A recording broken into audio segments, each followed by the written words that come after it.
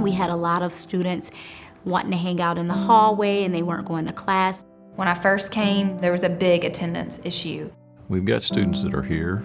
They're not discipline problems necessarily, but they're not engaging.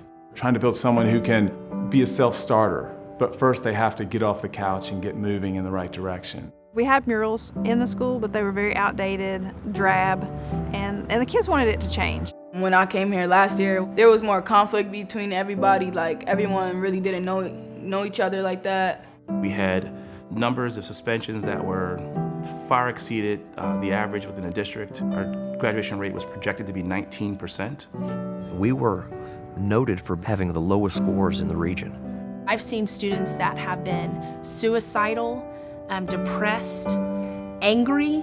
I was super shy. Like, I was at the back of the class, like, oh no, don't, like, I don't want to answer a question, like, don't look at me. It has truly changed multiple people's lives. It just has made my life better, and you know, I'm teaching my own child at home about, you know, living the 7 habits. I walk by my mission statement every day, and I look at that and think, are you really living that? And if you're not, then what do you need to change? What do you need to work on? We have an advisory period. We meet every day for 25 minutes. It's built into our school day, so every student has it. And we call it Tiger Time. During one of our lessons, we were teaching Habit 5, and we just had some of the students just jump up and volunteer to do one of the skits that we were going to show to the elementary schools. They're team players. They're not angry anymore. They're not dealing with depression. As cheesy as it sounds, the 7 habits impact your life. We have been always a very high academic school, but I think we have taken another step, not just good grades, but a good culture in our school. We chose to put leadership quotes up everywhere, so it was kind of a fresh new look in the school, and the kids could sense the change, and they could also sense the change in the attitude that we are really embracing this concept of leadership, and it's everywhere.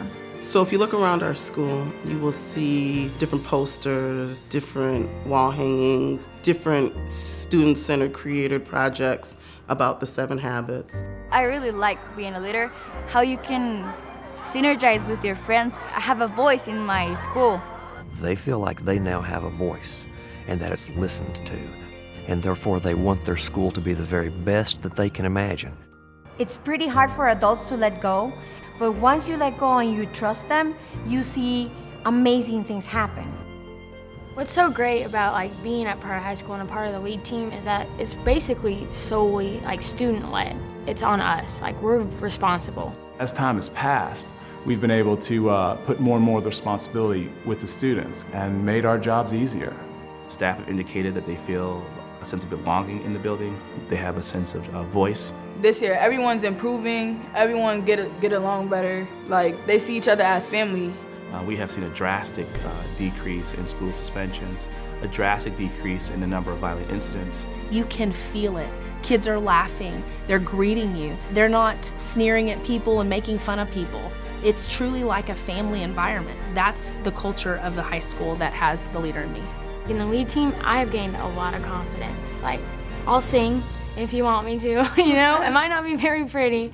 We've seen a significant increase in the number of students attending school on a regular basis and also attending class. And now I really feel like I never have a tardy kid, ever. Like, I can't tell you the last time that I had a kid come to class late. Students use the habits to drive their goals. So, for example, in being proactive, we're looking at progress reports, and we're looking at every 2 weeks, what are your grades?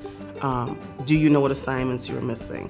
Do you know how to connect with your teacher to get those assignments in? Academically, our students have been taking more responsibility, and they've been putting more energy towards achieving the goals. We no longer have to push them as much. We've had 5 years of consistent growth that's outpacing the state growth on ACT by at least 50 to 75%. A lot more kids are getting into some of the bigger universities, which was one of the things that we wanted to focus on. When I started teaching, I put most of my energy towards higher test scores. But as time has gone by, and I realized the importance of growing a whole person, a whole student. I think what's exciting about it is we've been able to move into new directions because our students and learners are ready to move into a new direction. So we're moving into more of a project-based, student-led learning approach with our staff. We're changing some paradigms with our approach to teaching. When people talk about East now, they talk about East as a place closely focused on student empowerment and teacher empowerment. The work is aligned and there's a sense of coherence that doesn't exist when we don't have a common set of principles established. I feel happy to see our kids being happy at our school. We've seen an engaged student. We've had students that are expecting to take on more responsibility, be asked to step in front and speak and do different things. Watching scholars unleash that greatness is just an amazing, amazing thing.